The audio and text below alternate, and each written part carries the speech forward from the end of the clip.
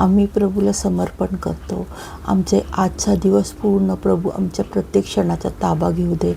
आम्हाला प्रभू कव्हर करू दे, त्याच्यामध्ये त्याच्या पंखाखाली आश्रय मिळू दे. परमेश्वरामध्ये परमेश्वरा, आमच्या मुखातून येणारे प्रत्येक शब्द हे सकारात्मक असू दे, दुसऱ्यांच्या हिताचे असू दे. कारण परमेश्वर आमचं मनाची हीच परीक्षा बघतो की तुम्ही दुसऱ्यांच्या प्रती किती चांगले आहात. आणि तीच खरं अवघड आहे. आणि तेव्हा आपण क्षमा करत राहिलं पाहिजे मनातून. आणि त्यामुळे आपण मोकळे होतो आणि परमेश्वराची ती लढाई परमेश्वर लढतो. तर म्हणून आम्ही परमेश्वराकडे दयेने जातो, त्याचे चमत्कार बघतो. ख्रिस्त येशूमध्ये पाप धुतले जातात, पापाची क्षमा होते. शांती आमच्या ख्रिस्ताची आहे. सत्याचा आत्मा ख्रिस्त येशूच आहे. प्रभू ख्रिस्त सैतानाच्या वर्चस्वापासून सोडवतो. प्रभू आम्हाला सैतानाच्या वर्चस्वापासून सोडून तो आम्हाला सुरक्षित ठेवतो. पुन्हा तो मनुष्य, तो सैतान आमच्या समोर येत नाही जेव्हा आम्ही प्रभूच्या आश्रयात असतो. प्रभू ख्रिस्त नरकातून जाण्यापासूनही वाचवतो. प्रभू खूप मोठी गोष्ट आहे. प्रभूचा आत्मा पावन पवित्र आहे. तसे तो आमचे हृदय पवित्र केल्यास आम्ही स्वर्गातच जाणार आहोत.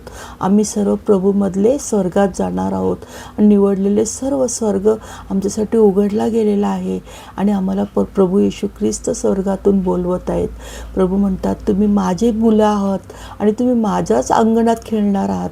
तर आम्ही प्रभूमध्ये खूप बने राहिले पाहिजे. आम्ही इतर गोष्टी इकडे तिकडे वेळ घालवणं आणि इतर गोष्टीमध्ये इतर लोकांची चर्चा करण्यामध्ये जर आम्ही वेळ घालवला तर आम्ही प्रभूपासून थोडं दूर जातो. आणि मग पुन्हा प्रभूमध्ये येण्यासाठी पुन्हा तेवढाच वेळ लागतो. म्हणून आम्ही हे सगळं करण्यापेक्षा आम्ही दूर राहतो. खूप मोठी गोष्ट आहे. प्रभूचा आत्मा पावन पवित्र आहे. तो प्रभू ख्रिस्ताने सर्वांना दिला आहे. प्रभू परमेश्वर पिता आहे आणि त्याची आज्ञा पालन करणे आमचे परम कर्तव्य आहे. आणि स्वतः जगाची सेवा करत ते गेले होते. प्रभू आमच्याकडून सर्व करण्याची सेवा अपेक्षा करतात. त्यांना फक्त दुसऱ्यांचे चांगले हित करण्यासाठीच ते आम्हाला नेहमी आचरणात ठेवतात. म्हणून आम्ही प्रभूचे प्रत्येक आज्ञापालन करणार आहोत. आमचे प्रभू आमचा माळी आहे. आम्ही त्याचे फांद्या आहोत. प्रभू आम्हाला सर्व गोष्टी सांगणार आहेत आणि तो पदोपदी सांगत असतो. आमचा पवित्र आत्मा आमच्यामध्ये जेव्हा राहतो तो आम्हाला योग्य वेळेला योग्य शब्द आमच्या हृदयात हळूवारपणे सांगतो. आणि ते आम्ही जर आचरणात आणलो तर प्रभूचे आज्ञापालन ह्यालाच म्हणतात.